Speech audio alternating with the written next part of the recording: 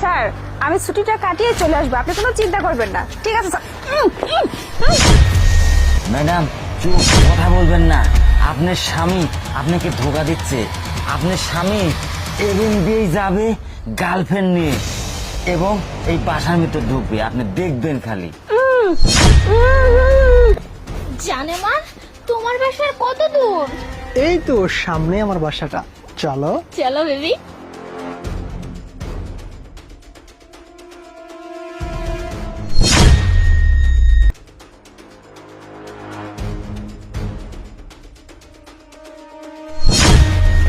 কিরে রেজাউল, এখানে কি করতেছিস? হ্যাঁ, আর এই যে এটা কে? এটা তো কাজের মহিলা, মানে এখন পর্দা করতেছে তাই না? এই শোন, কাজে যেন ফাঁকি না দিবি, কাজ মন মতো করবি কিন্তু, ঠিক আছে? আচ্ছা স্যার, আচ্ছা আমি কাজ সব ঠিক মতনই করবো নি স্যার। ঠিক আছে, যান চলো, এরা কাজের লোক আমার বাড়ি, চলো।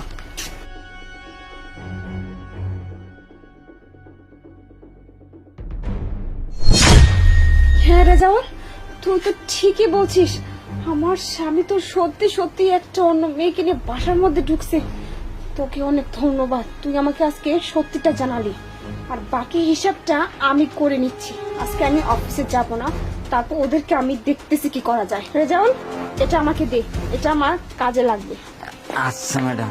আরে জান শোনো না, এইভাবে না তোমাকে অন্যের পাশে দেখতে আমার একদম ভালো লাগে না। আরে, তুমি তোমার বউকে মেরে ফেলো না। মেরে তো ফেলবই, শুধু ও পুলির জন্য বেঁচে যাচ্ছে বুঝছো।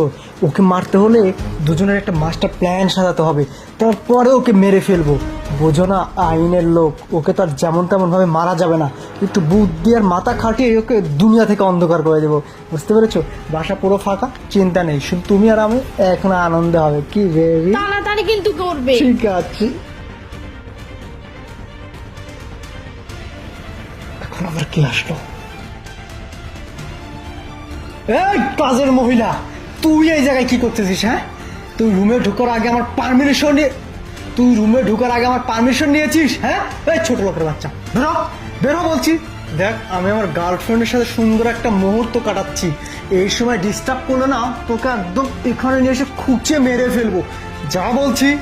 বেবি, এই ছোট লোক না এইভাবে যাবে না, তুমি যাও গিয়ে ওর গলা ধাক্কা দিয়ে বের করে দাও। হ্যাঁ, আমাকে গলা ধাক্কা দিয়ে বের করতে হবে না, আমি নিজের ইচ্ছাতে এমনিতেই বের হয়ে যাব। কিন্তু যাওয়ার আগে না কিছু পুরনো হিসাব কিতাব আছে না, ওই একটু মিটিয়ে নেই আগে।